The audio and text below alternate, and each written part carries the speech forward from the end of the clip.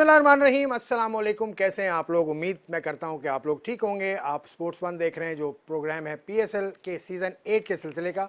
और आज गालिबन हमारा प्रोग्राम हो गया 15वां प्रोग्राम हम कर रहे हैं लगातार। और अब तकरीबन 15 रोज़ का वक्त ही रह गया है, क्योंकि ये इतवार छोड़ के, अगली इतवार छोड़ के 19 जो मार्च को इतवार आएगा उसको फाइनल खेला जाएगा।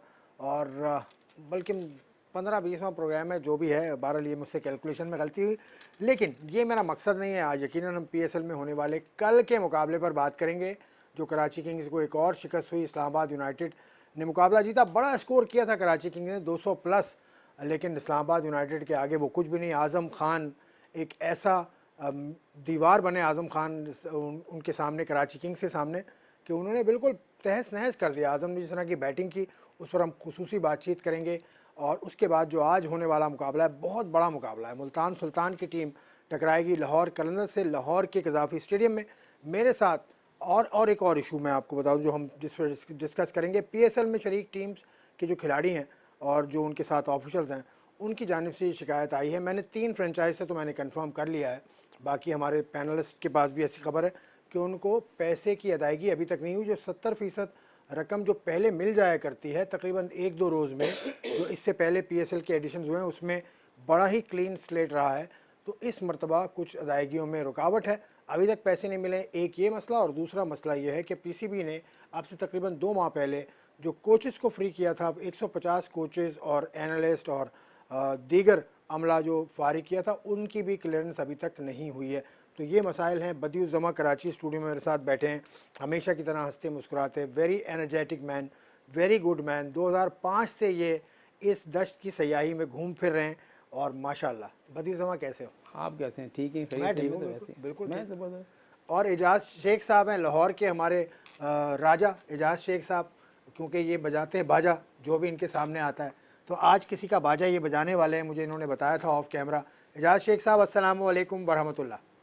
वालेकुम सलाम वरहमतुल्लाहि वबरकातुहू। ये क्या शर्ट कैसी पहनी है आपने आज? चेस खेल के आ रहे हैं? ये वाइट ही शर्ट थी, जैसे कि पहले भी बताया। तो ये फारिग बैठा हुआ था, तो मैंने कहा शतरंजी बना दूं, जब फारिग हूँ तो इसमें यही खेलता बोलता रहा। यार बड़ी बड़ी फरागत का काम है। बहरहाल चलें, बदियुज़्ज़मा से बात का आगाज़ करता हूँ। कल के मुकाबले पर कराची किंग्स ने इतना बड़ा स्कोर किया, उसके बाद हार गई कराची किंग्स की। पहले तो बॉलिंग, पहले तो बैटिंग कराची किंग्स की। क्या ये स्कोर काफ़ी था उस पिच को देखते हुए? देखिए, जहाँ तक बैटिंग का ताल्लुक है, मेरे ख्याल में जो रन्स बनने चाहिए थे वो कराची किंग ने बना लिए थे। हालांकि उनके जो मेन बैट्समैन थे उनसे इतने रन्स नहीं हुए, लेकिन इमाद वसीम नो डाउट हमेशा की तरह उसने बहुत ज़बरदस्त बैटिंग की है। शुएब मलिक से आप उम्मीदें रखते हैं, लेकिन शुएब मलिक से वो नहीं कर रहे। फिर तैयब ताहिर ने एक ही मैच में रन किए, वो भी फेल हो रहे हैं। आप इस मरतबा आपने जो है फिर शर्जील को खिलाया, शर्जील खान एक बार फिर फेल हुए। फिर आप टिम डेविड को जो है उठाकर फिर आपने टीम डेविड नहीं आया अभी। टीम डेविड तो इसमें नहीं है, मुल्तान में नहीं, वो मैथ्यू वेड को आप जो है वो 6-7वें नंबर पे ले गए। तो यहाँ ये था कि इन्होंने रन्स बहुत अच्छे कर लिए थे। माद वसीम ने नो डाउट बहुत ज़बरदस्त बैटिंग की, लेकिन सबसे बड़ा मसला जो कराची किंग के साथ आसिफ भाई शुरू से रहा है, वो उनकी बॉलिंग रही है।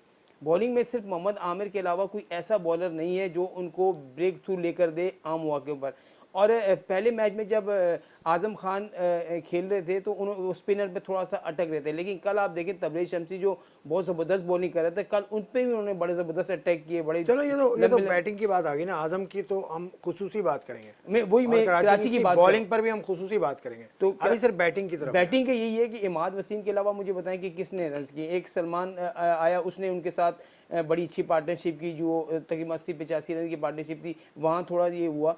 तो रन्स मेरे ख्याल में बहुत अच्छे कर लिए थे कराची किंग ने, जीतने वाले रन्स थे। लेकिन यहाँ पर आपने जो वही बात, फिर जब हम कनेक्ट करते हैं ना आसिफ भाई, तो जब आपकी बारी आई, जब आपकी बॉलिंग आई, तो आपने कैचेस भी ड्रॉप किए, फिर आपकी बॉलिंग भी उस मेयार की नहीं। बॉलिंग पे तजिया एजाज शेख साहब आपकी तरफ करता हूँ, कुछ बैटिंग पे अगर आपने कहना है तो आप हाजिर हैं।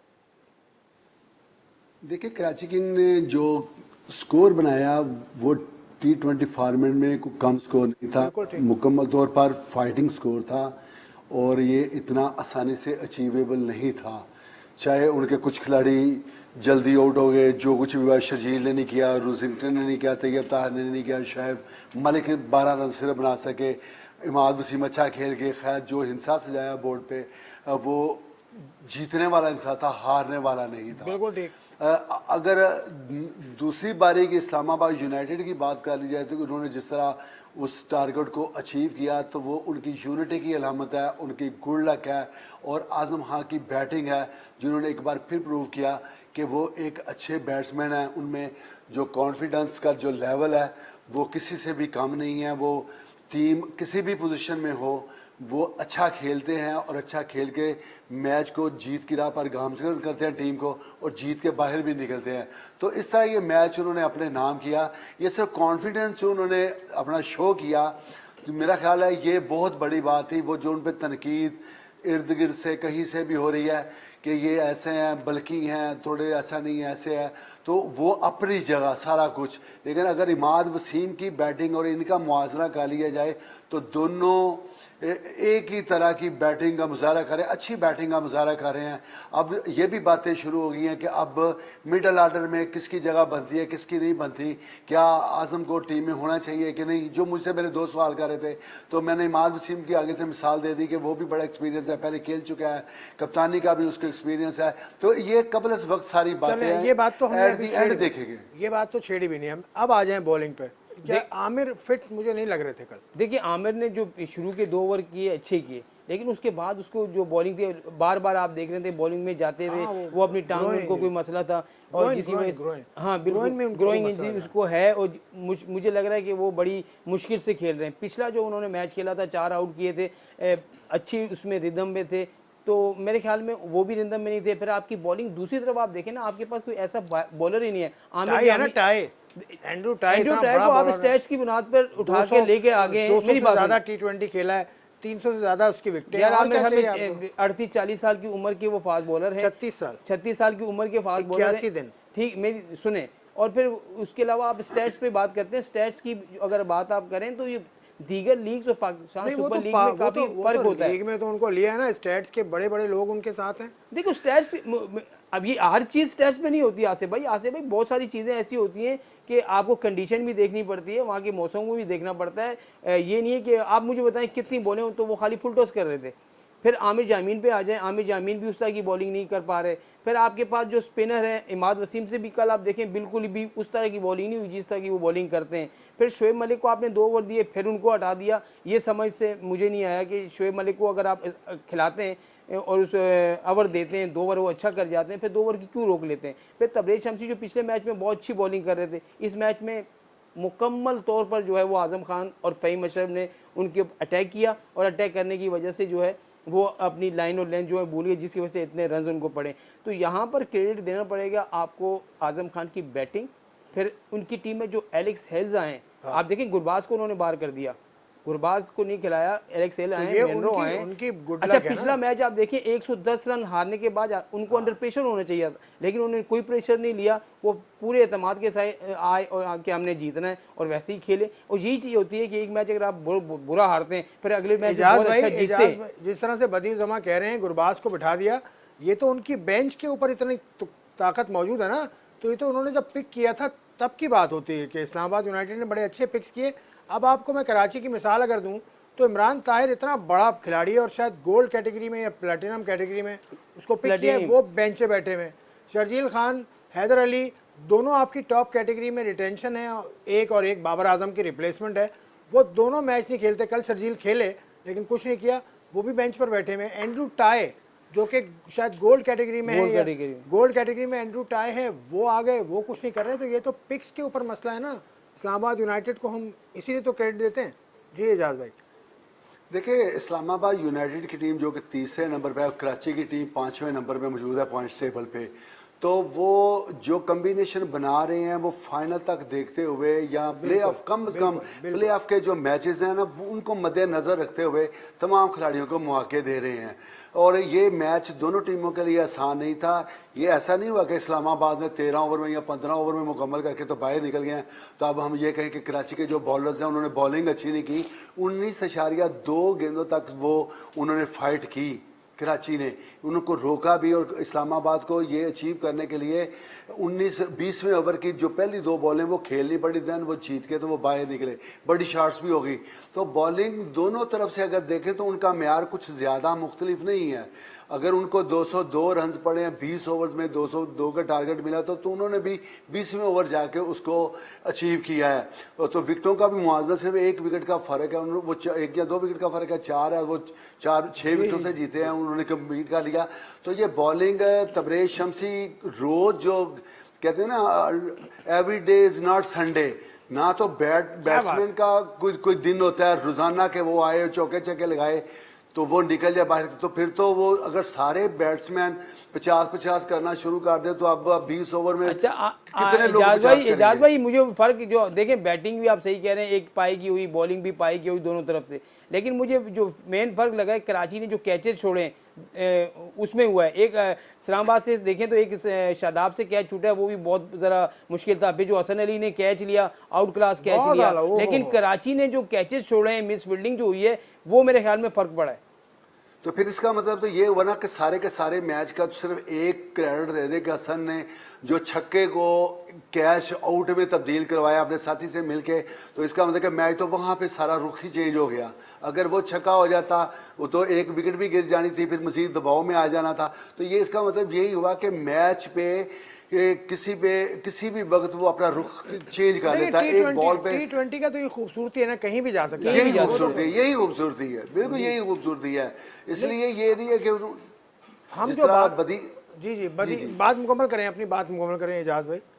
जिस तरह बदिउस जमान साहब ये कह रहे हैं कि बैट्समैन ऐसे खेले, बॉलर ऐसे खेले, उनकी राय काबिल एहतराम है। उन्होंने जो जजमेंट की बड़ा डीपली ऑब्जर्व करते हैं, कीनली देखते हैं मैच को, नो डाउट उनकी फैक्ट्स एंड फिगर पे भी उनका बड़ा ध्यान होता है, बिल्कुल बहुत बड़े अच्छा तजिया करते हैं, इसमें कोई दूसरी राय नहीं है मेरी। लेकिन पता है कि जो अंदर होता है, फील्ड के अंदर होता है और बाहर बैठ के देखने वाले को जो चीज़ होती है ना वो उससे मुख्तलिफ होती है, कंडीशन वाइज, शोर शराबे वाइज। अब कोच है हॉकी का या दूसरी गेम्स का, वो सिखाते हैं ऐसे करके गेंद को अंदर की तरफ काटना है, फिर ऐसे करना है, ऐसे करना। और जब कोच को कहो ना खुद करके दिखाओ तो वो सिर्फ थ्योरी समझाता है, प्रैक्टिकल करने के वो काबिल नहीं होता। तो अंदर माहौल और होता है, हो सकता है जो जिस कोच को आप कह रहे हो कि आप राइट साइड पे काटो डॉज करने के लिए, तो दूसरे लेफ्ट हाफ को उन्होंने बताया हो कि ये राइट साइड से तेरे काटेगा तो अपने लेफ्ट को स्ट्रांग रखी। तो इसी तरह ये गेम में भी यही होता है, कोई कैच पकड़ ले तो गुड, वेरी गुड हो गया। सही है नहीं होता। मैंने जो बात की थी ना वो ये थी कि कराची के जो मेन प्लेयर्स हैं पिक्स में अगर आप देखें, वो प्लेयर या तो खेलते नहीं है या फिर वो अनफिट होते हैं। जिस तरह एंड्रू टाई है, शर्जील है, हैदर है और भी लड़के, इमरान ताहिर है। तो इस पर हम बात करेंगे, ये है मौजू जिस पर हम बात करेंगे। दोनों अपने पैनलिस्ट को मैं इसमें शामिल गुफ्तगू करूंगा इस ब्रेक के बाद।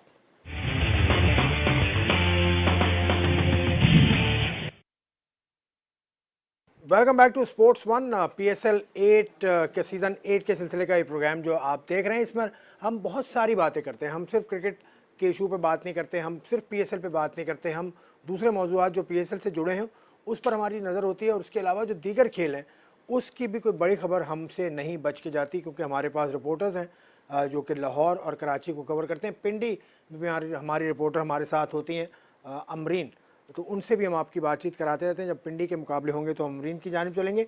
एजाज शेख साहब, अभी खबर आई है कि जो ख़वातीन का मैच होगा, ख़वातीन का जो एग्जीबिशन मैच होगा, उसके लिए जो गैर मुल्की खिलाड़ी हैं उसकी फहरिस्त PCB ने जारी कर दी है। आपके पास क्या इसके बारे में अपडेट है? आज बिल्कुल ये 3 मैचेस खेलेगी इसी दौरान, जब लीग के मैचेस रावलपिंडी में हो रहे होंगे, जो कि 8, 10 और 11 मार्च को होंगे। नाइट में ये मैचेस होंगे। ये पाकिस्तान क्रिकेट बोर्ड ने इंग्लैंड, जनूबी Africa, Ireland, Bangladesh, Sri Lanka, New Zealand के प्लेयर से रब्ता किया था, वहाँ से गो अहेड मिला, तो उन्होंने आज बाज़ाब्ता तौर पे ऐलान भी कर दिया है। इंग्लैंड से जो आई हैं वो टीमी आई हैं, डॉनीवेल्ट आई हैं, लॉरीन है, माया है, और जनूबी अफ्रीका से लौरा है, आयरलैंड से डेनली और डेया है, बांग्लादेश से जहाँ आ रहा है, श्रीलंका से चुमारी अतापातू हैं, न्यूजीलैंड से ली ताहू हैं और सूजी बीनश हैं, ऑस्ट्रेलिया से टीस फिलिनटोफ हैं। ये लड़कियां जिनका ऐलान हुआ है, जो पाकिस्तान की लड़कियों के साथ ये मैचेस खेलेंगी। चलिए ठीक है, इसमें 2 खवातीन तो पाकिस्तान भी आ चुकी हैं, चमारी अतापतू इससे पहले पाकिस्तान आ चुकी हैं श्रीलंका की, और बहुत ज़बरदस्त खिलाड़ी हैं। इन्होंने वर्ल्ड कप में भी सेंचुरी स्कोर की थी श्रीलंका के लिए। और जहां आरा, ये साबिक कप्तान है बांग्लादेश की, ये भी पाकिस्तान आ चुकी हैं और पाकिस्तान ने सीरीज़ खेली थी बांग्लादेश से 2015 में, और श्रीलंका से लास्ट ईयर ही श्रीलंका की टीम यहाँ आई थी और उसमें वो जो प्लेयर थे बड़े ज़बरदस्त श्रीलंका के प्लेयर थे, उनका इस वक्त में नाम आशान तिलकरत्ने, वो कोच थे उनके, ज़बरदस्त ज़बरदस्त। और डिफेंस स्टेडियम में मैचेस हुए थे, डिफेंस स्टेडियम में मैचेस हुए थे। तो ये भी अच्छा है कि पाकिस्तान खवातीन क्रिकेट को भी प्रमोट कर रहा है और खवातीन क्रिकेट को भी आगे। अच्छा, एक चीज़ आसिफ भाई और भी हुई है, जैसे ही पाकिस्तान विमेन सुपर लीग का जो पाकिस्तान क्रिकेट बोर्ड ने ऐलान किया, तो उसके 2 दिन बाद जो है आपको पता चला कि इंडियन क्रिकेट बोर्ड ने अपनी विमेन आईपीएल का भी ऐलान कर दिया। तो इसका मतलब है कि वो चीज़ आपको नोट कर रहे होते हैं कि ये लोग क्या कर रहे हैं और हम लोग क्या कर रहे हैं। तो उन्होंने, तो आपको पता है कि पीछे दिनों खबर भी आई थी कि ब्रांड एम्बेसडर बना दिया है अपना सानिया शुएब को, मिर्जा शुएब, हम कुछ भी कह सकते हैं, मलिक भी कह सकते हैं, वो कुछ भी सानिया कह मिर्जा सकते हैं, एक बड़ा नाम है, बड़ा नाम, तो उसको और आईसीसी ने भी उसको अपनी कमेटी में ले लिया है। ये भी आईसीसी ने वो बहुत बड़ी आइकॉन है, बिल्कुल है, ऐसा है हो गई। उनके अलावा मिताली राज हैं जो क्रिकेटर हैं, वो कमेंट्री करते देखा। खैर ये मौजू कहीं और है, लेकिन पाकिस्तान क्रिकेट बोर्ड ये तो कर रहा है, लेकिन पाकिस्तान क्रिकेट बोर्ड अभी की इत्तला के मुताबिक अदायगियों के मामले में पाकिस्तान क्रिकेट बोर्ड इस वक्त मुश्किल में है। खिलाड़ी जो पीएसएल खेल रहे हैं, जो अभी भी कोचेज़, अभी जो पीसीबी ने डिसलॉज किए 150 कोचेज़ और दीगर अमला, वो पैसों के लिए अपने इधर उधर फिर रहे हैं। 2 महीने उस मसले को भी हो गए। आसिफ भाई, सबसे हैरत की बात ये है कि पाकिस्तान सुपर लीग में, जैसे आपको भी पता है कि जब भी लीग शुरू होती है तो 2 दिन के अंदर जो है वो 70% इदारियाँ जो हैं तमाम फ्रेंचाइज के क्रिकेटर को, चाहे वो मैनेजमेंट में हो चाहे वो खिलाड़ी हों, उनको कर दी जाती हैं। लेकिन हैरत अंगेज़ तौर पर ये तकरीबन 19 दिन हो गए मैच शुरू हुए, लेकिन किसी भी लड़के को 1 रुपया तक नहीं मिला। उनको जो 70% अदायगियाँ थी वो भी नहीं मिली, और अब ये नहीं पता कि उनको ये कब मिलती हैं। और आज आपकी भी बात हुई है किसी? बिल्कुल, मेरी भी बात हुई है, और मुझे पता चला फ्रेंचाइज ने 3 फ्रेंचाइज से मेरी बात हुई है। मेरी एक खिलाड़ी से बात हुई है जो खेल रहा है, तो उसने ये कहा है कि अभी तक पैसे नहीं मिले। अगर पैसे, हमें भी हैरत हो रही है कि जब हम जितने भी 7 सीज़न पहले हुए हैं, पहले अदाइयाँ हो जाती हैं, फिर 30% जो है वो लीग खत्म होने के तकरीबन 1 या 1.5 महीने बाद हमें मिलते थे, वो होता था। लेकिन इस बार कुछ नहीं मिला। सही है। दूसरी तरफ जो आपने बात की ना कि कोचेस को पैसे नहीं, कोचेस के पैसों पे मैं आता हूँ, एजाज शेख से राय ले लूँ कि इनके पास क्या इत्तला इस हवाले से कि पीएसएल में मौजूद खिलाड़ियों को अभी तक रकम की अदायगी नहीं हुई, जो 70% एक खासा रहा है पीएसएल का। देखिए आसिफ भाई, जब आपने मुझे बताया तो ये मेरे इल्म में बात आई, बिल्कुल भी मेरा इस जानिब ध्यान नहीं था, ख्याल नहीं था। आपने मुझे बताया बस कि अब आज आपसे पीसीबी मेरी बात सुने। मैंने फौरी तौर पे यहाँ पे बैठे बैठे राब्ता किया है, फौरी तौर पे मैसेज डाला, और मैसेज का जवाब मुझे मौसूल हुआ है। तो उन्होंने आगे से मुझसे 3-4 क्वेश्चन किए हैं।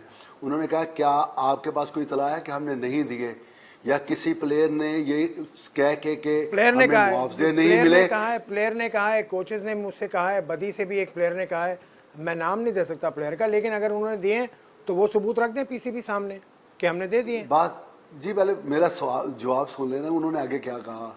आप उनका कहना था कि क्या कोई प्लेयर इस बात पे नाराज होके ये लीग छोड़ के गया है, क्या किसी ने कोई एहतजाज किया या मीडिया के सामने आके बात की या किसी को कहा है, तो वो बताएं। वही आप वाली बात। तो सेकेंडली उसने कहा कि सारा जो सिस्टम है वो स्मूथली चल रहा है, और इसके अलावा फ्रेंचाइजेस के साथ जो मामला तय हुए हैं वो पीसीबी ने फ्रेंचाइजेस के थ्रू सारा काम करना होता है, और जो फ्रेंचाइजेस हैं वो भी बड़े सेटिस्फाइड हैं पीसीबी के रवैये के साथ। तो ऐसी बात नहीं। जो मुझे जवाब, पीसीबी ने पैसे दिए, आप इस जवाब से क्या अखज़ कर रहे हैं? पैसे दे दिए? मैं तो इसको गोलमोल से जवाब समझ रहा हूं कि उन्होंने ना खुल के बात की है कि दे दिए गए, ना उन्होंने कहा कि नहीं दिए, अपने आप को सेफ साइड पे बात की है। मैं तो फ्रेंचाइजेज जो होती हैं, फ्रेंचाइजेज जो होती है पहले पैसे, फ्रेंचाइजेज पहले पीसीबी को पैसे दे देती है कि भाई आपने प्लेयर्स को देने। ये यही होता है कि फ्रेंचाइज खुद पैसे नहीं देती अपने खिलाड़ियों को, बल्कि पीसीबी को जाते हैं और पीसीबी जो है खिलाड़ियों को देती है। तो पीसीबी ने अगर दे दिए तो हमेशा हर चीज़ की खबर आप ग्रुप में डाल रहे होते हैं ना, कि हमने आज ये कर दिया, आज हमने केक काट लिया, आज हमने मिठाई बांट दी, आज हमने सालगिरह मना ली। तो आप ये भी डाल दी कि पीएसएल की अदायगी जो है। शेख साहब, जवाब है बदी जमा का सवाल है आपसे कि आप ये जी मैं आपको ये बात बताऊं कि बदियुल जमा साहब जो ग्रुप में हैं पाकिस्तान क्रिकेट बोर्ड के, तो मैं लाहौर वाले ग्रुप में भी, पाकिस्तान वाले ग्रुप में भी, जिस तरह ये कराची वाले ग्रुप में भी होंगे पीसीबी के, तो हमेशा पाकिस्तान क्रिकेट बोर्ड ने अपने जो मुफाद में, जिससे उनकी साख मुतासिर ना हो, कोई उंगली ना उठाए, कोई हरफ ना आए उन पे, तो वही चीज़ें जो पॉजिटिविटी होती है वो सामने लेके आते हैं, ग्रुप की शक्ल में भेज दें जहां मर्जी या किसी से ब्रेक करवा ले, ये तो दूसरी राय नहीं है, ये तो बिल्कुल ठीक है कि वो नहीं देते, केक काट रहे होते हैं, दे रहे होते हैं, कुछ छोटी जो उन्होंने अपने बेनिफिट की चीज अच्छा, है इजाजत भाई, वो फिर मंजर आप पे लाते हैं, फिर ये तो आप ठीक है। पीसीबी से पूछ लीजिएगा अभी क्लियर कट जी जी जी, पैसे आपने दिए, मैं जी हाँ, कल पैसे आपको आपने बता दूंगा दिए मैं कि शाम नहीं दिए। और दूसरी बात, एक और बात कि वो जो कोचेस पीसीबी ने फारिग किए हैं तकरीबन 2 महीना पहले, 150 कोचेज और दीगर लोग, उनकी भी अदायगी अभी तक नहीं हुई। उसके हवाले से ये है कि जब तक उनको नहीं मिले थे या ये कंफर्म था कि उनको निकाल देना है, तो वो शोर ज़रूर मचा रहे थे, खबरें भी लगवा रहे थे, सारा कुछ कर रहे थे। उसके बाद जब उनको कहा गया कि आप अभी आपको फारिग नहीं करना, कुछ लोगों को कर दिया, कुछ लोग साथ हैं अभी भी, तो फिर उन्होंने भी चुप साध ली है। जो मेरी इतला के मुताबिक तो काफ़ी वो सेटिस्फाइड नज़र आ रहे हैं कि उनको तनख्वाह भी मिल रही है, सारा कुछ उन्हें मिल रहा है। कुछ लोग हैं आज तक तनख्वाह नहीं मिली, जी जी, कुछ लोग एज वी स्पीक कुछ लोग हैं जिनसे मेरी बात भी हुई है, तनख्वाह नहीं मिली जी, 2 महीने हो गए नहीं मिली होगी। आप बिल्कुल सही कह रहे हैं, मैं आपको काउंटर नहीं कर रहा, आप बिल्कुल सही कह रहे हैं। जो हमारी इतलात है ना वो ये है, वो लोग जो अब हमारे पास आते थे तो रोना शुरू कर देते थे, वबेला मचाते थे, अब वो उन्होंने चुप साध ली। अब अंदर की बात क्या है वो ये भी ढूंढनी पड़ेगी कि वो चुप करके क्यों बने हुए हैं। आप बताइए। देखिए, पाकिस्तान क्रिकेट बोर्ड ने ये जब इन लोगों को निकाला था तो उनसे यही कहा था कि 1 माह के या 2 माह के अंदर इन तमाम लोगों के 2 माह के अंदर होंगे तो फिर तो सही बोल रहे हैं, अदायगियाँ हम कर देंगे। लेकिन बहुत सारे लोगों को जो है वो अब यहाँ स्टेडियम की मैं बात कर रहा हूँ कि 2-3 लोग आते थे जो यहाँ पर अपनी एक्टिविटी करते थे, वो नहीं आ रहे, ख़त्म है। क्या हुआ, मैंने उनसे पूछा, उन्होंने कहा भी हमें फारिग कर दिया है। मैंने कहा पैसे, कह रहे कि पैसे अभी तक ये कहा गया है कि 1.5-2 महीने के अंदर हम आपके ड्यूज़ क्लियर करेंगे, लेकिन फ़िलहाल अभी तक नहीं हुए। अगर आपने 1.5 महीने में बोला है, 2 महीने में बोला है, 1 महीने में बोला है, तो किसी को ये तो पता तो होना चाहिए कि पाकिस्तान क्रिकेट बोर्ड दे रहा है या नहीं दे रहा। लेकिन देखिए, हमेशा से ये होता है कि क्रिकेट बोर्ड जब भी किसी को फारिग करता है पैसे वो लाजमी देता है, क्योंकि वो एक कॉन्ट्रैक्ट है और उस कॉन्ट्रैक्ट के पैसे पीसीबी को देने पड़ते हैं। ये हो सकता है कि देर सवेर उनके पास कोई फंड का मसला हो, पीएसएल चल रहा हो, जिसके बाद उनकी फंड की कोई वो हो, या वो चाह रहे हो कि जैसे ही हमारे पास फंड आ जाए, पीएसएल ख़त्म हो जाए तो हम सबको क्लियर करें। ये भी एक इशू हो सकता है, लेकिन पीएसएल का इससे पहले कभी नहीं हुआ। पीएसएल की जो बात हम कर रहे हैं, पीएसएल के पहले एजाज शेख ने जो तावील पेश की पीसीबी की जानिब से जो इनको मिली, उससे आप कितने मुतमईन हैं? देखिए, उससे आपको क्या इशारा मिलता है? पाकिस्तान क्रिकेट बोर्ड का कोई भी तर्जुमान है या कोई भी जैसे इनके भी जानने वाले होंगे, मेरे भी, आपके भी जानने, कोई आपको ये नहीं बताएगा कि नहीं दिए। वो आपको कहेगा कि किसने कहा, क्यों कहा, कैसे कहा, हमने तो उससे किसी प्लेयर ने नहीं कहा, हमारा प्लेयर तो ये नहीं कर रहा। बदी भाई, सही कह रहे हैं साहब, अगर वो नहीं बताएंगे तो हम किस बात के रिपोर्टर के हम खुद ना निकाले। वही मैं कह रहा हूँ इजाज भाई, आप सही कह रहे हैं, मैंने ये नहीं कह रहा।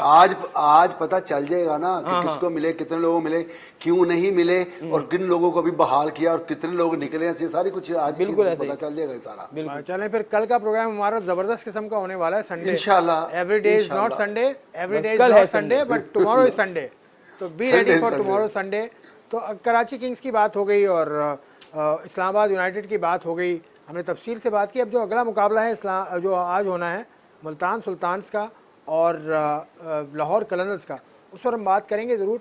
लेकिन अब मैं चाह रहा था कि थोड़ी सी इस मामले को और समेट लें, कराची किंग्स वाले मैटर को। जो मैंने मसला उठाया था वो ये था कि मेन प्लेयर जो इनके कैटेगरी में हैं वो खेल नहीं रहे, या तो खेल नहीं रहे या फिर वो खेल रहे हैं तो परफॉर्म नहीं कर रहे हैं। तो ये किस पर जिम्मेदारी आयद होती है, इजाज शेख साहब? ये जिम्मेदारी वो अपना फ्यूचर खराब कर रहे हैं जो जानबूझ के नहीं खेल रहे ना। अगर कोई इस तरह की कोई बात है, नहीं जानबूझ के नहीं, जानबूझ के नहीं। देखिए, शर्जील खान है, हैदर अली है, उसके अलावा टाई है, इमरान ताहिर हैं, ये 3 इनमें से या तो बेंच पे बैठे रहते हैं या फिर खेल रहे हैं तो परफॉर्म नहीं कर रहे। ये जिम्मेदारी किस पर है? देखिए, शर्जील खान के परस्तार जो हैं, फैंस हैं, बहुत बड़ी तादाद में पाकिस्तान में मौजूद हैं। अभी भी लोग जो हमारे साथ बैठे होते हैं या मोहल्ले में या गांव में या वापस जा रहे होते हैं तो लोग शर्जील की बात करते हैं, अब भी करते हैं, हसन अली की भी बात करते हैं। तो अगर वो परफॉर्म नहीं कर रहे तो लोग कोई उनसे ज़्यादा खुश नहीं है उनकी परफॉर्मेंस से। और अगर टीम हार रही है तो उसकी बुनियादी वजह भी यही है जो आप बता रहे हो। तो ये ना सिर्फ अपनी ज़ात के लिए नुकसान का बायस बन रहे हैं बल्कि टीम के लिए भी नुकसान का बायस बन रहे हैं। तो अब उनको परफॉर्म तो करना होगा। और कराची के लिए तो ऐसी अगर मगर की सूरत हाल है कि इतने मैचेस और खेले, फलां इतने मैच हार जाए, ये हो जाए, वो हो जाए, तो वो फर्स्ट 4 में आ सकती है पेशावर ज़ल्मी को क्रॉस करके। तो लेकिन ये दो मैचेस अच्छे खेले हैं। यही सवाल बदी से मैं करता हूं, मैं जिम्मेदार कौन है इसका जिसकी वजह से ये जल्दी से जवाब दो। देखिए हमने पहले भी बात की है, जैसे कोयटा की बात की, हम कराची की बात करते हैं कि जो टीम को पिक कर रहा होता है, जो ड्राफ्टिंग में बैठा होता है, जिम्मेदारी उसकी है। आप मुझे बताएं, शुएब मलिक 6 मैच खेले, उसने कितने रन किए, आप उसको भी देख लें। फिर हैदर अली ने 5 मैचेस में हैदर अली के 100 रन है, तो भाई इसके जिम्मेदार कौन है? और ले भी उसको प्लेटिनियम कैटेगरी में आप रहे हैं। हाँ ये चीज है, ये भी देखिए ना, कैटेगरी सबसे बड़ी कैटेगरी और परफॉर्मेंस 0 है। हाँ, तो इस तरह की चीजें देखने वाली चीजें यही हैं कि आप जरा वो लिस्ट देखें ड्राफ्ट की, उसमें जरा उन प्लेयर्स के नाम देखें जो टॉप कैटेगरीज में हैं और फिर उनकी पोजीशन आप देखें, आपको अंदाजा हो जाएगा। हम एक ब्रेक लेते हैं, ब्रेक के बाद we'll see you once again.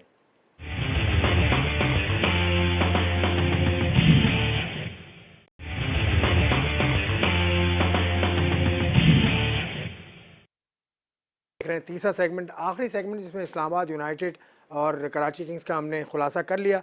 जो कल मैच हुआ, कराची किंग्स की शिकस्त हुई। अब होगा आज का मुकाबला लाहौर कलंदर्स और मुल्तान सुल्तान के दरमियान। दोनों टॉप टीम्स हैं।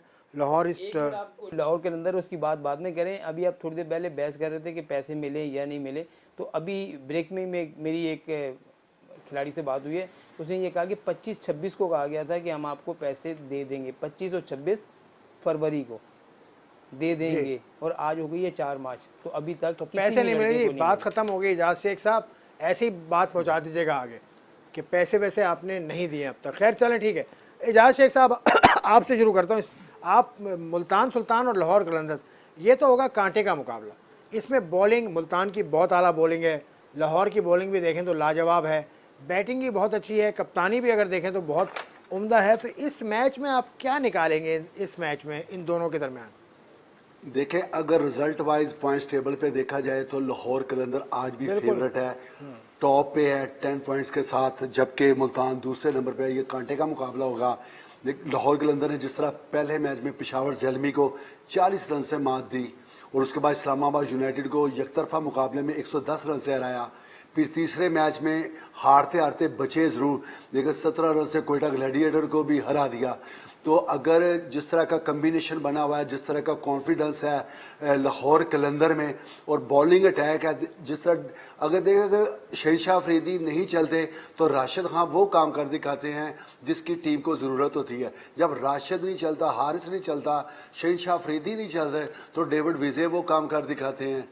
तो उनके पास बॉलिंग का भी पूरी की पूरी स्ट्रेंथ मौजूद है, और इसी तरह बैटिंग में भी अगर फखर नहीं चलता तो सिकंदर रजा ने देखो क्या किया, 71 रन बना दिए, 74 रन बना दिए, मुल्तान अच्छा खेल पेश कर दिया लाहौर कलंदर ने।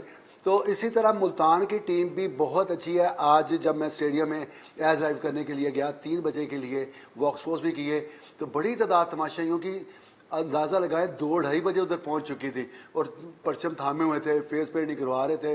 लाहौर कलंदर हो रही थी। मुल्तान के भी बहुत ज़्यादा लोग वहाँ पे मौजूद थे। अच्छा मैच होगा, क्रिकेट है, T20 फॉर्मेट है, कोई भी जीत सकता है। मुल्तान की टीम आप एनालाइज करें, मुल्तान की टीम को, लाहौर की तो इजाज़ भाई ने कर दी। देखिए मुल्तान की टीम, अगर एक शिकस्त के बाद हम कहना शुरू कर दें कि जी मुल्तान की टीम बैकफुट पे चलेगी, ऐसा कुछ भी नहीं है। ये ज़रूर होता है, मैंने आपको पहले भी कहा था कि जब आप जो एक वेन्यू चेंज करते हैं तो उसमें ज़रूरी टीम की कारकर्दगी पर फ़र्क पड़ता है।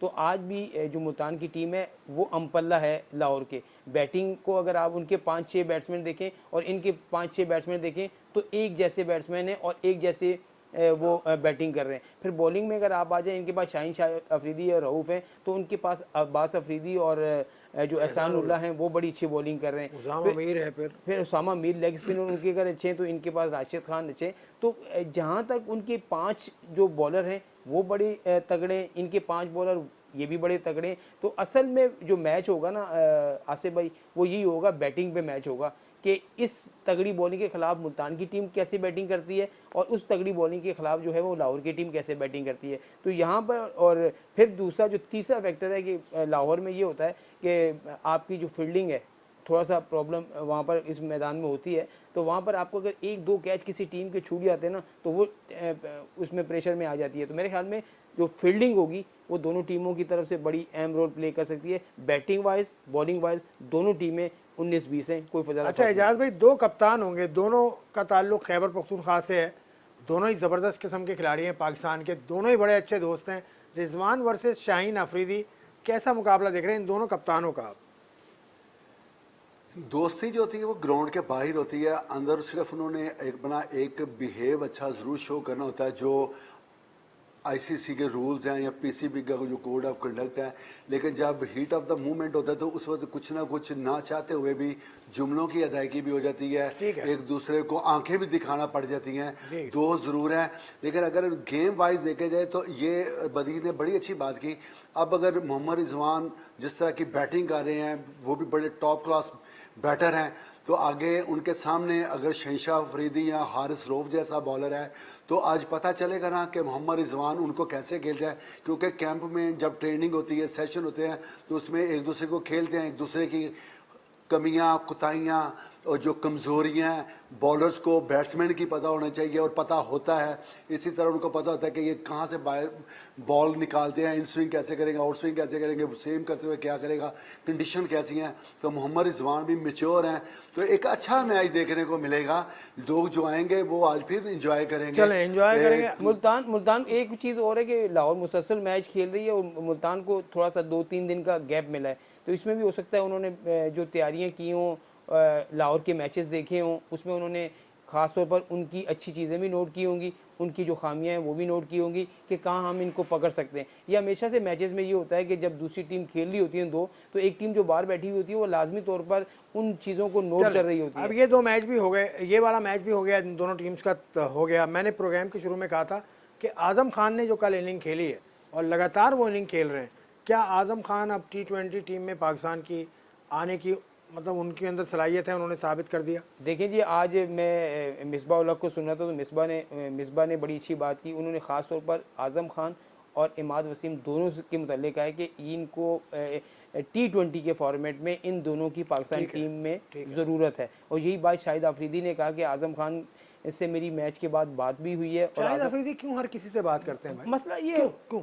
जो भी परफॉर्म देखिए, जो आउट होता है ना, मेरी बात सुने, जो परफॉर्म नहीं करता हम तो कहते हैं कि उससे बात करें कि जो हैसियत में बात करते हैं वो बस वो ये जो आपने बात की ना, ये मैं कह रहा हूँ, जो डाउन होता है, जो गिरा डाउन, होता है, मैं कह रहा हूँ उससे बात मैं आपसे ये कह रहा हूँ कि जो परफॉर्म कर रहा है आप उससे बात कर रहे हैं, जो डाउन होता है उससे बात करें। यार तुमने ये गलतियां की, ये गलतियां की। एक प्लेयर जब ऊपर जा रहा है तो उससे आप क्या बात कर रहे हैं? जी इजाज़त है, आपका क्या कहना है आजम खान के बारे में? और शाहिद अफरीदी हर किसी से बात करते हैं, ठीक है उनका राइट है, लेकिन जो गिरा हुआ है उससे बात करें। ये जो शाहिद अफरीदी साहब वाली जो बात है वो भी ऐसी है जिस तरह हमारे जराए होते हैं ना रिपोर्टर के जराए के मुताबिक, ये भी वही बात है। और सेकेंडली ये होती है एक हाई ऑफिशियल है, उसके साथ मेरी बात हुई, किसी ने ना पूछना, ना नाम पूछना है, ना ही हमने बताना है, शायद ये भी कोई वैसा ही चक्कर हो। और सेकेंडली एक मैं बात बड़ी अहमियत की हामिल करने लगा हूँ, शायद आपके लिए भी आम हो, वो ये है कि जब टीम मैनेजमेंट टीम खिला रही होती है ना, तो वो हर मैच जीतने के लिए मैदान में नहीं उतरती। ये भी एक नई बात मैं आपको बता रहा हूँ। अच्छा। उनके दिमाग में ये होता है, ठीक है जीत टॉप प्रायोरिटी जरूर होती है, एक चीज़ और होती है कि टॉप 4 में किस तरह आना है। अगर टॉप 4 में वो आ रहे हैं और बड़ा आराम से आ रहे हैं, तो उनको लड़ना झगड़ना या अपनी एनर्जी वेस्ट करना, अपना जो विनिंग कम्बिनेशन जो प्ले ऑफ मैचेस में शो कर रहे हैं, वो उनको बचा के रखते हैं। शाहिद अफरीदी साहब के बारे में खास मैंने पहले ये उनका जरूरी है सबसे बात करना? देखिए टेस्ट क्रिकेटर हैं, एक टीवी के एंकर भी हैं, तो उनका हक है, सदर हैं, टीवी के सदर हैं वो जी, वो अगर कर रहे हैं तो उनको ममानत थोड़ी है, वो कुछ भी कह सकते हैं, क्रिकेटर हैं। अगर मैं कहूँ, मैं अपना मुआवजा करूँ, तो मैं तो ये समझता हूँ मेरा तो कोई हक नहीं ठीक है मैं उन पर कमेंट भी करूँ। वो बड़े क्रिकेटर हैं, साबिक कप्तान हैं, कमेंट तो तमीज के दायरे में रहकर, तहजीब के दायरे में रहकर, जिस बदियुज़्ज़मान कहना चाह रहे हैं कुछ, तहजीब के दायरे में रहकर आप कर सकते हैं, अपनी राय है। जी जी नहीं, राय तो कोई भी दे सकता है। राय जैसे एक बैट्समैन है या बॉलर है, वो अच्छी बैटिंग नहीं करता, अच्छी बॉलिंग नहीं करता, तो उसमें राय तो आप भी दे सकते हैं कि यार इसने 4 ओवर ख़राब किए, इसको ऐसे बॉलिंग नहीं करनी चाहिए थी, या इसने ऐसे बैटिंग की। तो इसमें कोई भी देखिए, आज का सोशल मीडिया भरा पड़ा है, जैसे ही मैच ख़त्म होता है तो आपको मुख्तलिफ लोगों की मुख्तलिफ राय जो है राय नज़र आ रही होंगी। कोई क्या कह रहा होता है, कोई क्या कह रहा होता है, कोई क्या कह रहा होता है, तो अपने अपने व्यूज़ सबके होते हैं। आजकल तो जो क्रिकेट फैंस हैं वो भी इतने चालाक हो गए हैं, इतने शौक रखते हैं, इतना डीपली मैच को देखते हैं कि वो चीज़ें निकाल लेते हैं कि किसको किस मौके पर क्या करना चाहिए। फिर हम लोग तो बैठे हुए जज कर रहे होते हैं, देख रहे होते हैं। हमारा काम यही है कि यार आज बाबर ने कितने रन किए, आज सरफराज ने कितने रन किए, आज उसने कितने आउट किए, तो ये हमें देखना पड़ता है, क्योंकि कल हमसे कोई पूछे तो हमें ये तो पता होना चाहिए कि हाँ ये कर रहा है। तो जहाँ तक साबिक क्रिकेटर की बात है, देखिए साबिक क्रिकेटर जो हैं वो अगर कहीं भी बैठते हैं तो उनका काम ही यही है, उसको पैसे ही इन्हीं चीज़ों के मिलते हैं कि भाई आपने कौन सा खिलाड़ी खेला, उसको क्या उसकी गलतियां हैं, क्या उसकी खामियां हैं, क्या इसको इससे टीम में होना चाहिए था, क्या उसकी ड्राफ्टिंग अच्छी नहीं हुई, क्या टीम कम्बिनेशन अच्छा नहीं है। तो ये बातें तो उनको करनी है, ज़ाहिर उनको इसीलिए बिठाया जाता है। चले देखिए बदी भाई, ये जो जब ये राय का इजहार कर रहे होते हैं ना वसीम अकरम, शाहिद अफरीदी, मिसबाउल हक, ये बड़े बड़े क्रिकेटर हैं, तो ये जो नए क्रिकेटर्स आ रहे होते हैं ना, वो उनके लिए टॉनिक का रोल प्ले करते हैं। उनकी जो राय होती है अगर पॉजिटिव हो तो ये उनके दूसरे, अगर वो उनके अगेंस्ट बोल रहे होते हैं तो वो भी उनके लिए जहर कातिल होती है। तो इसलिए वो जब राय दे रहे होते हैं तो उसके पीछे कई एलिमेंट्स होते हैं कि वो क्यों कह रहे हैं इतना ज़्यादा, किसी को ये कई चीज़ें होती हैं। चलें ठीक है, अब वक्त ख़त्म हो गया प्रोग्राम का और हम आपके सामने कल फिर हाजिर होंगे। आज मुकाबला है मुल्तान सुल्तान और लाहौर कलंदर्स का, वो देखिए, एंजॉय कीजिए। 7 बजे मैच शुरू होगा लाहौर के कज़ाफ़ी स्टेडियम में। हम आपके सामने कल फिर हाजिर होंगे। खुदा हाफ़िज़।